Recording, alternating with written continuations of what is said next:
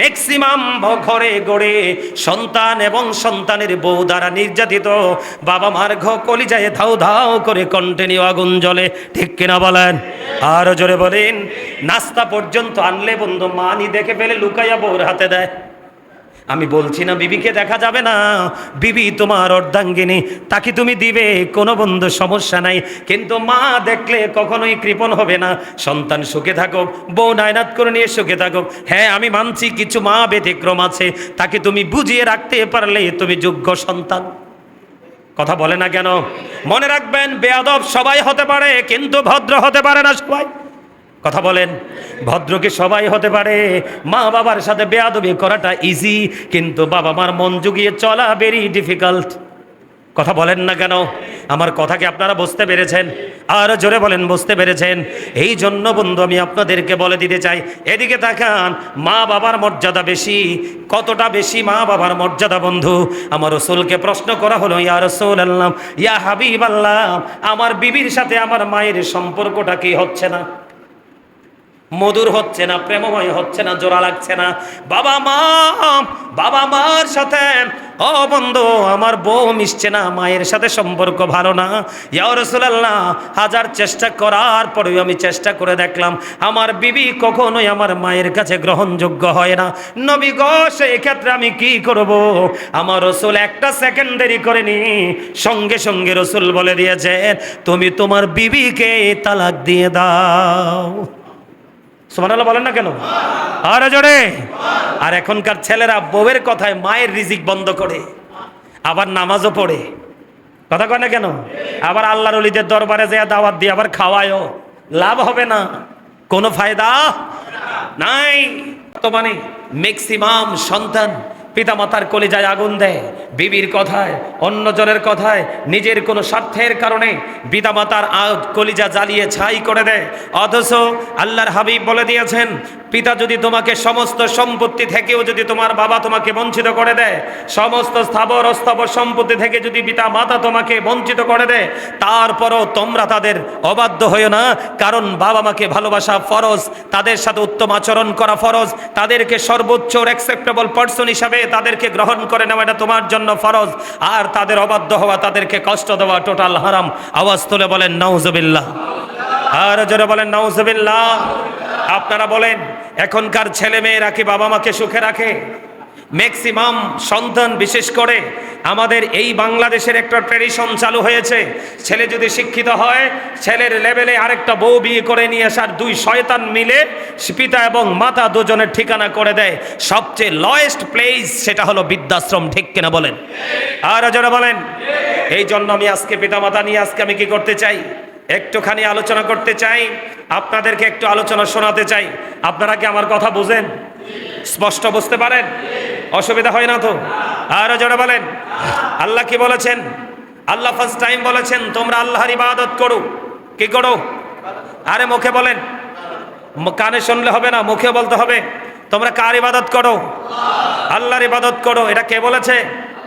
এরপরে বলেছেন ওয়ালা তুশরিকু বিহি শাইয়্যা। এরপর আল্লাহ বলেছেন আল্লাহর সাথে কোনো কিছুকে শরীক কাউকে তুলনা করিও না, কারণ আল্লাহর সাথে কারো তুলনা চলে না। তিনি অদ্বিতীয়, তিনি লা শারীক, তিনি আহাদ, শেষ নাই। এরপরে বলেছেন ওয়াবিল ওয়ালিদাইনি ইহসানা, মা বাবার সাথে ভালো আচরণ করো। আমি আবারও বলে দেই, পিতামাতা যদি আপনাকে সব কিছু থেকে বঞ্চিত করে দেয়, তারপরও আপনি বাবা এবং মায়ের অবাধ্য হতে পারবেন না। এখন এমন অসভ্য সন্তান পৃথিবীতে দিন দিন দুনিয়াতে আসছে, আপনার কিঞ্চিত পরিমাণ বাবা মার সাথে হিসাবে না বললেই কিন্তু তাদেরকে চিরতরে তালাক দেওয়ার চেষ্টা করে, ঠিক কিনা বলেন? আর যারা বলেন, কিন্তু এর মধ্যে কিছু সন্তান আছে হাজার ত্যাগের বিনিময়ে পিতামাতাকে সুখে রাখতে চায়, হাজারো যন্ত্রণার আড়ালে নিজেকে লুকিয়ে রেখে পিতামাতাকে চতুর্দিক দিয়ে সুখ শান্তিতে রাখতে চায়। ওই সন্তান হলো পৃথিবীর শ্রেষ্ঠ সন্তান। এই সন্তানই হবে কাল হাসরের ময়দানে আল্লাহর নেয়ামত প্রাপ্ত বান্দাদের মধ্যে অন্যতম বান্দা। আল্লাহ আমাদেরকে সেই বান্দাদের অন্তর্ভুক্ত করেন, সকলে বলেন আমিন। আরো জোরে বলেন আমিন। তাহলে আল্লাহর কোরআনে আসেনি মা বাবার কথা? তা আপনি অমান্য করেন কেন? আপনি যত বড় সুফি সাহেব হন, পৃথিবীর যত আল্লাহর ওলির সাথে সম্পর্ক থাকুক, পৃথিবীতে যত বড় আলেমের সাথে আপনার সম্পর্ক থাকুক, যদি বাবা মার সাথে আপনার সম্পর্ক খারাপ থাকে, তাহলে আপনার পৃথিবীতে বেঁচে থাকার কোনো উপায় আরো জোরে বলেন, আরো জোরে। বন্ধুরে আমার, আমার নবী, আপনার নবী, দু জাহানের বাদশা নবী, রাহমাতাল লিল আলামিন, তিনি বন্ধু জানিয়ে দিয়েছেন। হযরত আবু হুরায়রা রাদিয়াল্লাহু তাআলা আনহু থেকে হাদিস কানা বর্ণিত, একজন সন্তান পিতার অবদানের প্রতিদান কোনোদিনও দিতে পারে না। ও বন্ধু, এই জন্য আমার রাসূল জানিয়ে দিয়েছেন, যেই সন্তানকে আল্লাহ, যেই সন্তানকে বাবা সহ্য করতে পারে না, যেই সন্তানের প্রতি বাবা বিরক্ত, যেই সন্তানটা বাবার অবাধ্য, আমার রাসূল জানিয়ে দিয়েছেন এই বান্দার প্রতি আমার আল্লাহ, এই বান্দাটা আমার আল্লাহর অবাধ্য, বাবা সহ্য করে না, আমার আল্লাহ কোনোভাবেই সন্তানকে গ্রহণ করবে না। জোরে জোরে বলুন না নাউজুবিল্লাহ, আর জোরে বলেন না নাউজুবিল্লাহ। ও বন্ধু, আমার নবীজি জানিয়ে দিয়েছে, বাবাকে যদি তুমি কৃতদাস হিসাবে পেয়ে থাকো, তাহলে তুমি বাবাকে পরিপূর্ণ আজাদ করে দাও, মুক্ত করে দাও। জোরে জোরে বলেন না সুবহানাল্লাহ। কিন্তু তুমি তোমার বিবির কথা শুনে, তুমি তোমার শ্বশুর শাশুড়ির কথা শুনে, তুমি তোমার শ্বশুর বাড়ির মানুষের কথা শুনে, অথবা বাবার শত্রু তোমাকে কেউ বাবার পেছনে লেলিয়ে দিয়েছে, ওই সমস্ত মানুষগুলোর কথা শুনে তুমি কখনোই বাবার কলিজায় আগুন দিও না। কিন্তু বাবাকে যদি তুমি কৃতদাস হিসাবে পেয়ে যাও, তুমি বাবাকে মুক্ত করে দাও, দাস বানায়ও না। জোরে জোরে বলেন না একবার সুবহানাল্লাহ, আরো জোরে বলেন না সুবহানাল্লাহ। বন্ধুরে আমার, এই জন্য আমি আপনাদেরকে বলে দিতে চাই, আমার রাসূল বলে দিলেন হতভাগা সে, আমার রাসূল বলেছেন রাগীমা আনফুন সুম্মা রাগীমা আনফুন সুম্মা রাগীমা আনফুন, তিনবার বলেছেন হতভাগা সে, হতভাগা সে, হতভাগা সে। কে গো নবী সেই হতভাগা? আমার নবীজি জানিয়ে দিলেন, কোন সন্তান যদি পৃথিবীর বুকে বাবা মা দুজনকে যদি বৃদ্ধ অবস্থায় পায়, অথবা একজনকে পায়, তাদেরকে ভালোবেসে, তাদেরকে বন্ধু আদর করে, তাদেরকে সম্মান করে, তাদেরকে আদর করে আগলে রেখে, তাদেরকে সর্বোচ্চ মর্যাদা দিয়ে তারা যদি পিতামাতাকে সন্তুষ্ট করে, ও বন্ধু, তারা যদি পিতামাতাকে সন্তুষ্ট করে জান্নাতে যেতে না পারে রে, তাদের মতো হতভাগার কেউ হইতে পারে না। একবার বলেন না নাউজুবিল্লাহ, আর জোরে বলেন না নাউজুবিল্লাহ। কে বলেছে? কথা বলেন না কেন? রাসূল বলেছে হতভাগা সে, হতভাগা সে, হতভাগা সে। তিনবার বলেছে রাসূল। তুমি পিতামাতা দুজনকে পেলা অথবা একজনকে পেলা, তাদেরকে ভালোবেসে, তাদেরকে সম্মান করে, তাদের সাথে উত্তম আচরণ করে তুমি জান্নাতে যেতে পারলা না, তোমার মতো হতভাগা কেউ হতে পারে না। তার কারণ হলো বন্ধু, আমার রাসূল হাদিস শরীফের মধ্যে এসেছে, paradise of the child under the feet of the mother. রাসূল বলেছেন ইন্নাল জান্নাতা তাহতা আকদামিল উম্মাহাতিকুম, তোমাদের মায়ের পায়ের নিচেই তোমাদের জান্নাত। এই জন্য বলেছি বন্ধু, মা বাবাকে ভালোবাসা ফরজ, তাদেরকে কষ্ট দেওয়া বন্ধু টোটালি হারাম। জোরে জোরে বলেন একবার নাউজুবিল্লাহ, আরো জোরে বলেন না নাউজুবিল্লাহ। বন্ধুরে আমার, আমার রাসূলকে একদিন কি করলেন, হঠাৎ করে বনু সালামা গোত্রের এক ব্যক্তি এসে বললেন, হে আল্লাহ রাসূল, আমার পিতামাতার ইন্তেকালের পরে তাদের খেদমতে আর কিছু বাকি আছে কি, যা করে আমি তাদের সেবা করতে পারি? তার মানে হলো পিতামাতা চলে গেল আপনার। এর মধ্যে একজন বনু সালামা গোত্রের একজন এসে প্রশ্ন করলো, বাবা মা চলে গেছে গো নবী, বাবা মা চলে গেছে, তাদের চলে যাওয়ার পরে এমন কোনো কাজ আসেনি, এমন কোনো কর্ম আসেনি যেই কর্ম আমি দুনিয়ায় করলে বাবা মার সেবা হয়ে যায়? আওয়াজ তোলে বলেন না একবার সুবহানাল্লাহ, আরো জোরে বলেন না সুবহানাল্লাহ। ও বন্ধু, তখন আমার নবী বললেন, হ্যাঁ, তোমার জন্য করণীয় হলো তাদের জন্য তুমি দোয়া করবে, তাদের জন্য আল্লাহর কাছে তুমি ক্ষমা চাইবে, তাদের কোনো ওয়াদা থাকলে, চুক্তি থাকলে সন্তান হিসেবে তুমি পূর্ণ করে দিবে রে। ও বন্ধু, তাদের মাধ্যমে যে রক্তের সম্পর্কের যে আত্মীয় স্বজন আছে, তাদের সাথে তুমি সুন্দর গড় একটা কমিউনিকেশন সম্পর্ক তৈরি করে রাখবে। অথবা বাবা অথবা মা, ও বন্ধু, বাবার কোনো বন্ধু, যেই বন্ধুর সাথে বাবা সবচেয়ে বেশি ভালো সম্পর্ক ছিল, বাবা তো আজকে চলে গেছে, ওই বাবার বন্ধুর সাথে তুমি সন্তান হিসাবে সম্পর্ক রাখো, তাহলেই বাবা মার সেবা হয়ে যায়। বাবা মা থাকতেই তো বাবা মার আত্মীয় সাথে সম্পর্ক রাখে না। এখনকার ছেলেদের, ম্যাক্সিমাম ছেলেদের সম্পর্ক হলো শ্বশুর বাড়ির আত্মীয়র সাথে সবচেয়ে বেশি। কথা কয় না কেন? ও বন্ধু, আমার চুলগুলো পাইকা সাদা হয়ে গেছে, দাড়িগুলো পাকা ধরে গেছে, ম্যাক্সিমামই সাদা হয়ে গেছে বন্ধু। আল্লাহ আপনাদের দোয়ায় অনেকগুলো কিতাব দেখার সৌভাগ্য আল্লাহ আমাকে দিয়েছে, কিন্তু জীবনে কোনো কিতাবের পাতায়, কোনো পৃষ্ঠায়, কোনো হাদিসের অধ্যায় আমি পাইনি যে শ্বশুর শাশুড়ির পায়ের নিচে জামাইর জান্নাত। আপনারা শুনছেন? কথা বলেন না কেন? এখন যারা শ্বশুর শাশুড়ি, এখানে যারা শ্বশুর হইছেন তারা আবার মন খারাপ করেন না। বলে হুজুর আপনি শ্বশুর শাশুড়ির বিরোধী। না না না, তারা বাবা মার সমতুল্য, তাদেরকে সম্মান করব, কিন্তু ওই সম্মান করব না তাদেরকে যেই সম্মান করতে গেলে আবার বাবা মা উত্তম আচরণ থেকে বঞ্চিত হয়ে যায়। এখনকার ম্যাক্সিমাম বাবা মার চোখের পানি শুকায় না, লজ্জায় বন্ধু মানুষের সামনে মুখ খুলে বলতেও পারে না। ও বন্ধু মনে রাখবেন, বনের আগুন সবাই দেখে রে, মনের আগুন পৃথিবীর কেউ তো দেখে না। পৃথিবীর মধ্যে মুহূর্তে যদি পৃথিবীর বুকে শ্রেষ্ঠ যদি মনের আগুন কারো থাকে রে, সন্তান দ্বারা নির্যাতিত হয়ে বাবা মা হৃদয় রাজ্যে কন্টিনিউ চলছে বন্ধু, দাউ দাউ করে আগুন। এই আগুন পৃথিবীর কাউকে দেখাতে পারে না। ওই সন্তান জানে না দুনিয়াটা অল্প কিছু দিনের জন্য বন্ধু, এই দুনিয়া যে কোনো মুহূর্তে থেমে যাবে। চির অমর একটা জীবন আছে, যেই জীবনে জীবন আছে কিন্তু মরণ নাই। ওইটা হলো বন্ধু মৃত্যুর পর ফিউচারটা, ওখানে তোমার কেউ বন্ধু বন্ধু থাকবে না। কথা বলেন না কেন? বিরক্ত লাগছে? আরো জোরে বলেন। এই ওয়াজ বিরক্ত লাগবে এখনকার পিতামাতার অবাধ্য সন্তানদের কাছে। কথা বলে না কেন? অনেক মুসল্লি আছে বর্তমানে বাবা মা সুদ এবং রসুল নিয়ে আলোচনা শুনতে চায় না। কথা বলে না কেন?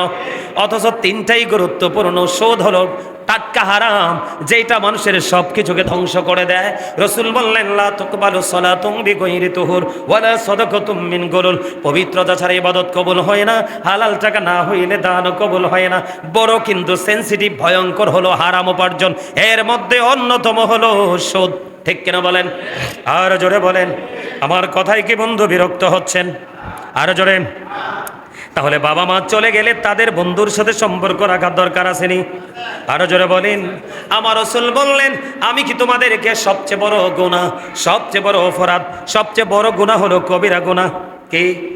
আকবারুল কাবায়ের, শ্রেষ্ঠ কবিরা, শ্রেষ্ঠ সবচেয়ে বড় গুনাহ হলো কবিরা গুনাহ। রাসূল বললেন, আমি কি তোমাদেরকে কবিরা গুনাহ সম্পর্কে একটু সাজেস্ট করব, পরামর্শ দিব, জানাবো? তারা বললেন, হে আল্লাহ রাসূল, নবী গো বলুন বলুন।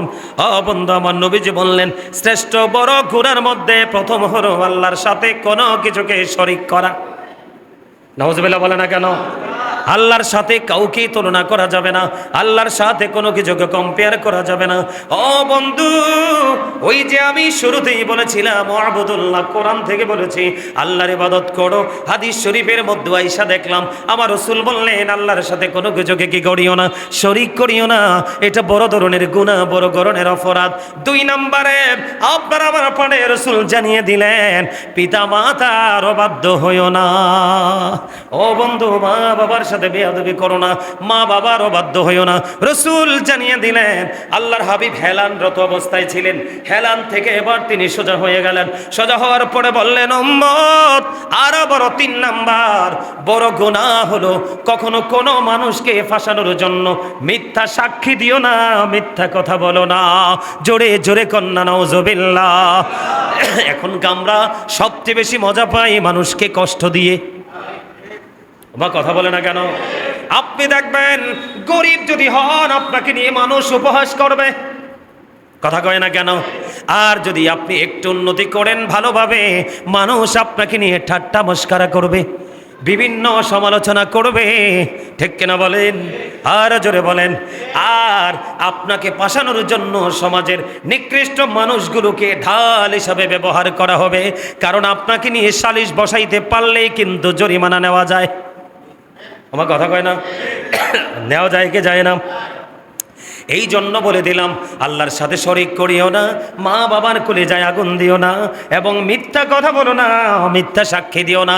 আজকে আমি আমার মুসল্লিগুলোকে, ভাই বাবাদেরকে, মা বোনদেরকে বলবো, পর্দার অন্তরাল রেখে শুনে রাখো, যেই নারী বা পুরুষ মিথ্যা কথা বলে, আপনি মনে করবেন যার কাছে মিথ্যা আছে তার কাছে সব পাপ আছে।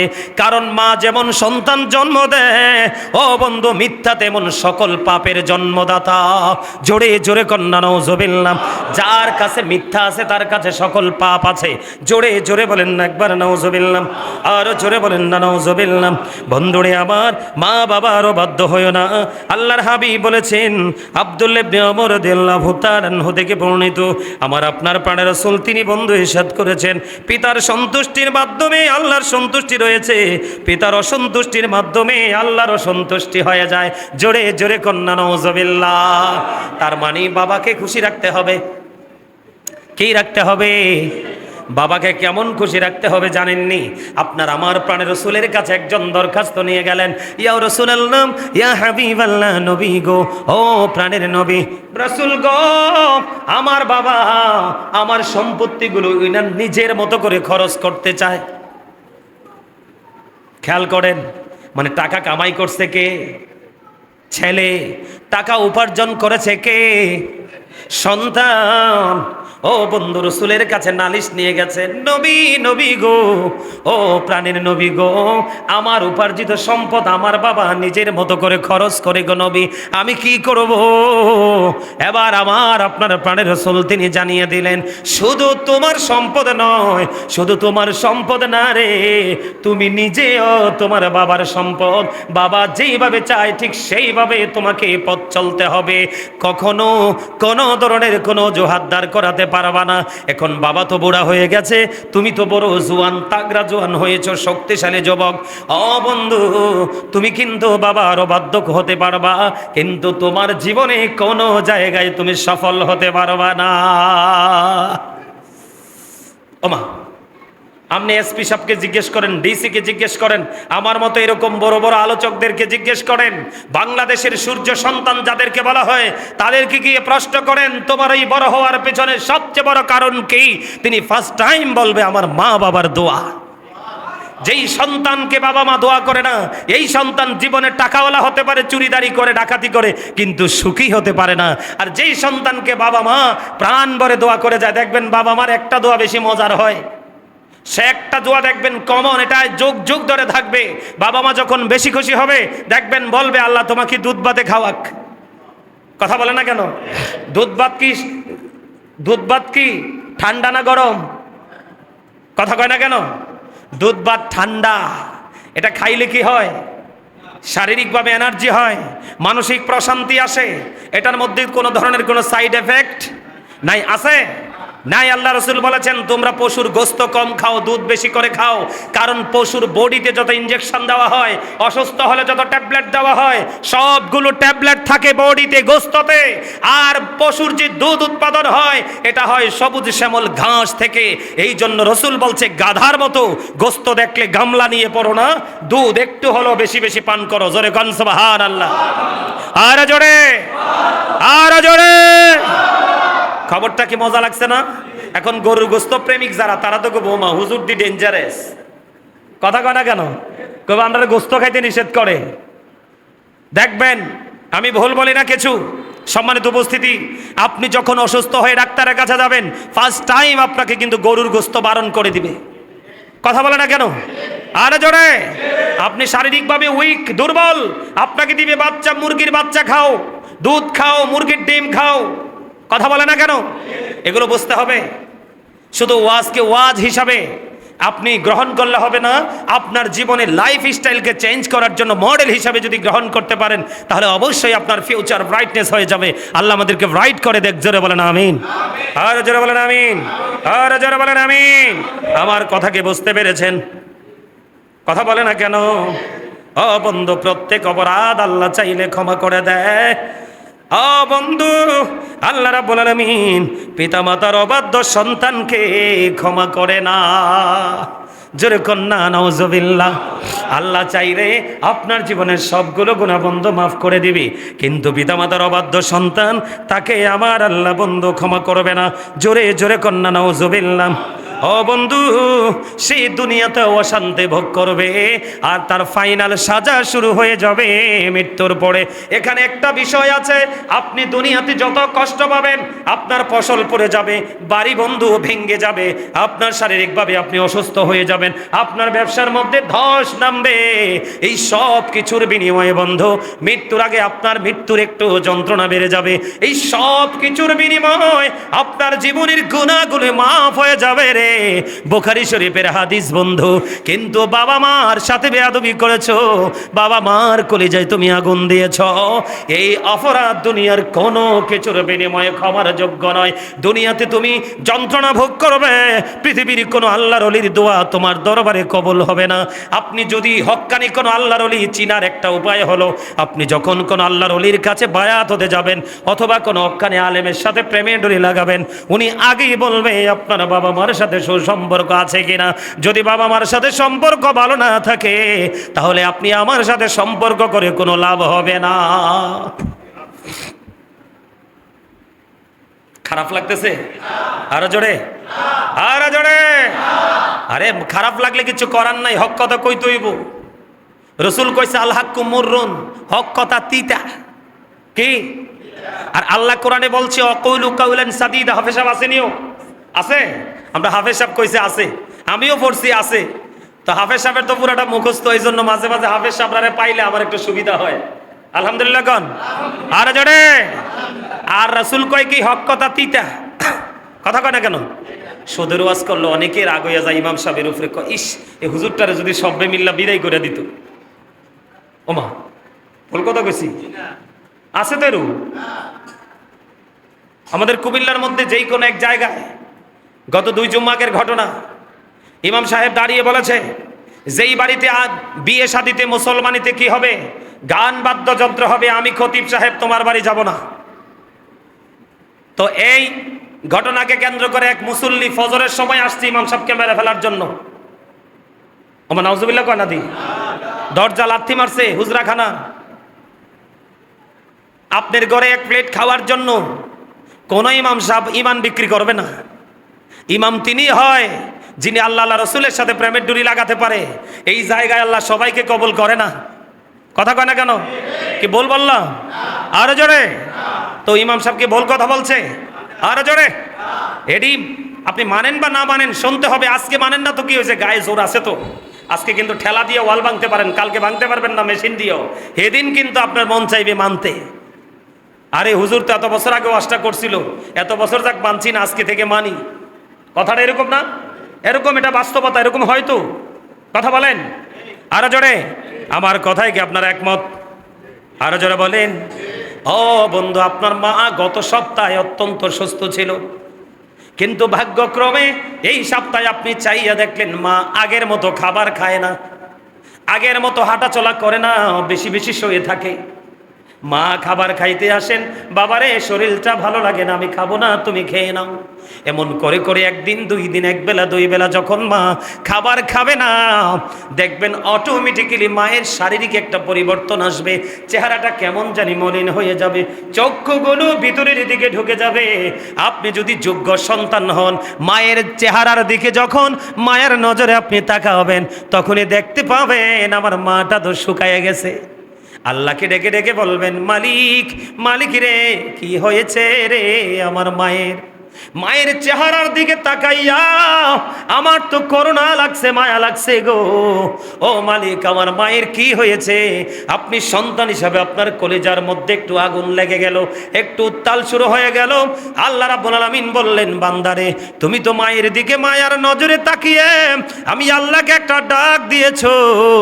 এই মায়ের দিকে মায়া নজরে তাকানোর কারণে আমি আল্লাহ তোমার কাছে, আমি আল্লাহ তোমার প্রতি খুশি হয়ে গেলাম। হাবিব আপনি জানিয়ে দেন আমার ওই পাগল বান্দাকে, এবং তার মতো যুগে যুগে যত পাগল বান্দা দুনিয়ার বুকে আসবে, মা বাবাকে পাগলের মতো ভালোবাসে, নিজের সুখকে কুরবানি দিয়ে নিজের সুখে মা বাবাকে সুখে রাখতে চাই, খুশি রাখতে চাই।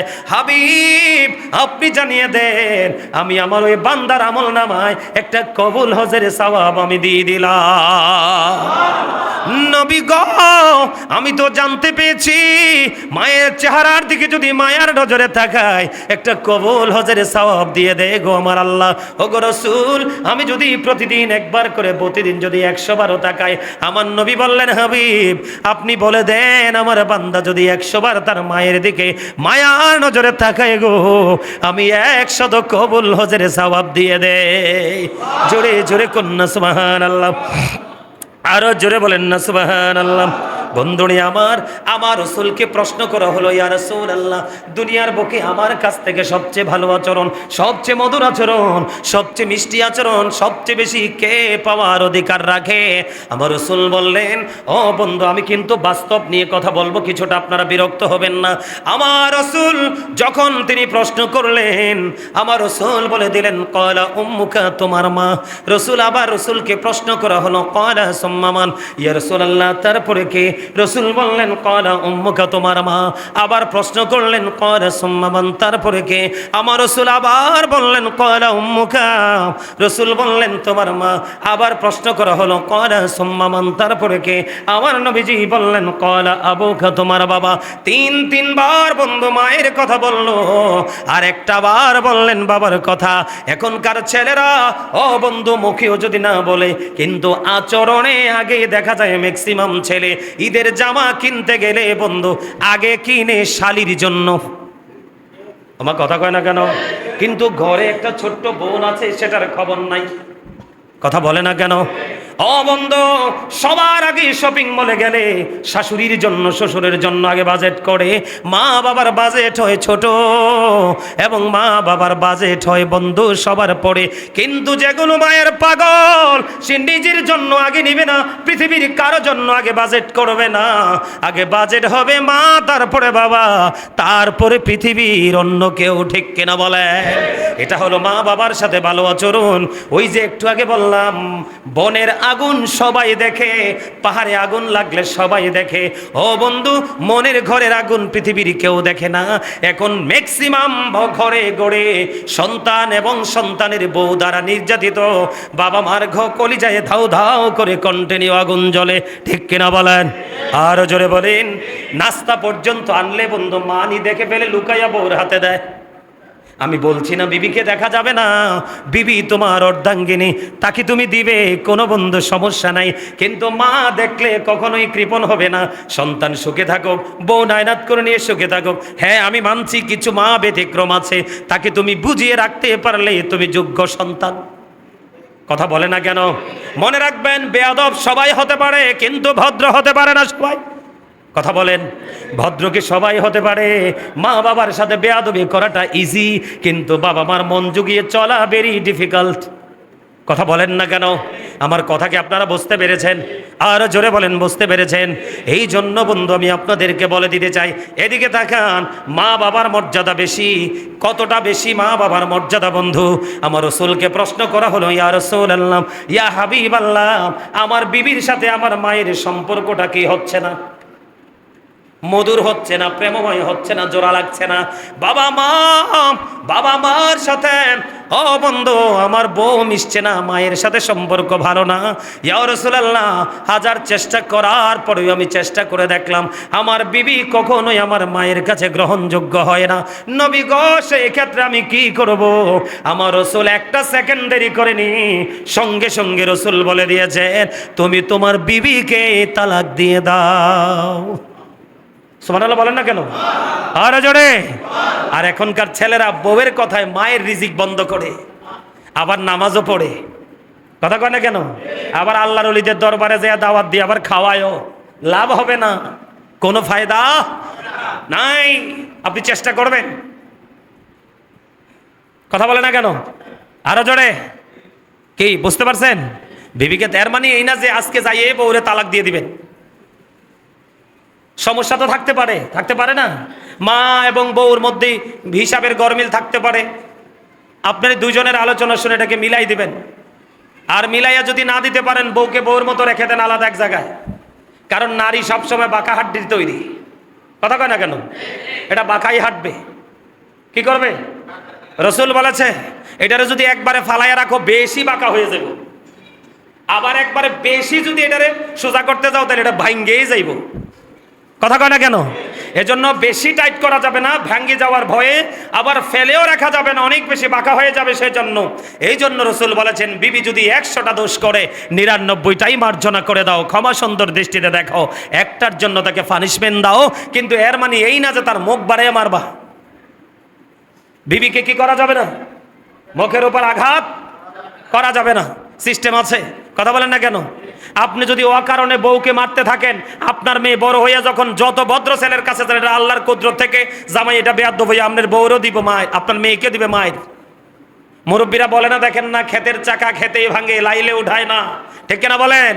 আপনার কর্মফল আপনাকেই ভোগ করতে হবে, কেউ তো নিবে না। কথা কি বুঝতে পেরেছেন? আরো যেটা বলেন আজকে